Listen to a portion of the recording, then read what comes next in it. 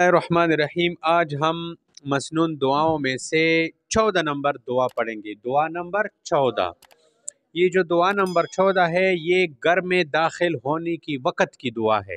جب بندہ گھر سے نکلے تو یہ دعا علیحدہ ہے، اور جب بندہ صحیح سلامت گھر پہنچ جائے اور گھر کی خیر اور برکت اس بندے کو مل جائے، اللہ کریم اس کو صحیح سلامت گھر میں پہنچا دے، تو اس بندے کو اللہ تبارک و تعالیٰ کا شکر ادا کرنا چاہیے۔ تو جب ہم گھروں میں صحیح سالم لوٹ کر آئیں تو اس وقت ہمیں پھر کن الفاظ کے ساتھ اللہ کو یاد کرنا چاہیے؟ یہ جو دعا ہے گھر میں داخل ہونے کی دعا، یہ ابو داؤد شریف جو حدیثوں کی بڑی کتاب ہے اس میں جو ہے حدیث کے اندر یہ دعا آئی ہے۔ یہ جو حدیثوں کے اندر جو دعائیں آئی ہے نا، یہ ان دعاؤں کو ضرور یاد کیا کرو۔ سمجھ آ رہی ہے؟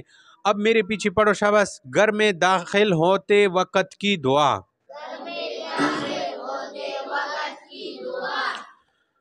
اللہم انی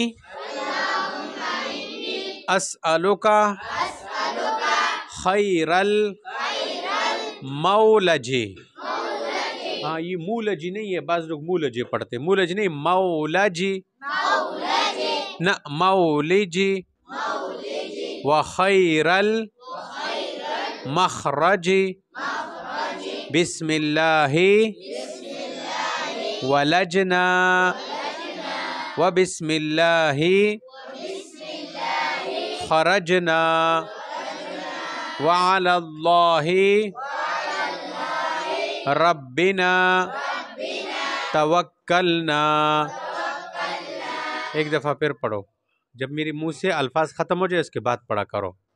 اللہم انی اسألک خیر المولج وخیر المخرج بسم اللہ ولجنا وبسم اللہ خرجنا وعلی اللہ ربنا توکلنا۔ اب ترجمہ میرے پیچھے پڑھو۔ یا اللہ، میں آپ سے گھر میں داخل ہونے اور گھر سے باہر نکلنے کی بھلائی خیر مانگتا ہوں۔ اب دیکھو کتنی بڑی اللہ پاک جل جلالہ کی طرف بندے نے محتاجگی عاجزی ظاہر کی کہ یا اللہ میں گھر سے جب نکلتا ہوں یا داخل ہوتا ہوں آپ سے ہی میں خیر مانگتا ہوں۔ جب اللہ پاک خیر دے رہے تو اور کیا چاہیے؟ اگلے جملے کا ترجمہ کیسے ہے؟ ہم اللہ کا نام لے کر داخل ہوئے اور اللہ کا نام لے کر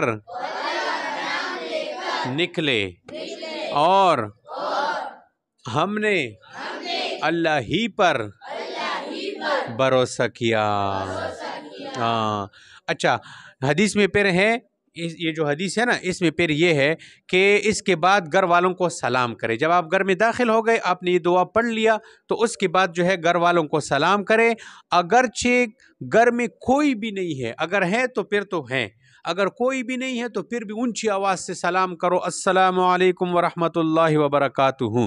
تو فرشتوں کی نیت سے کہ میرے گھر میں فرشتے ہوں گے تو ان کی نیت سے آپ سلام کرو، نیک جن ہوں گے ان کی نیت سے جو ہے آپ سلام کریں۔ سمجھ آ گئی؟ تو یہ دعا کس کس کو یاد ہے؟ شاباش، جس جس کو یاد نہ ہو تو کل تک اس دعا کو یاد کر لو، صحیح ہے نا؟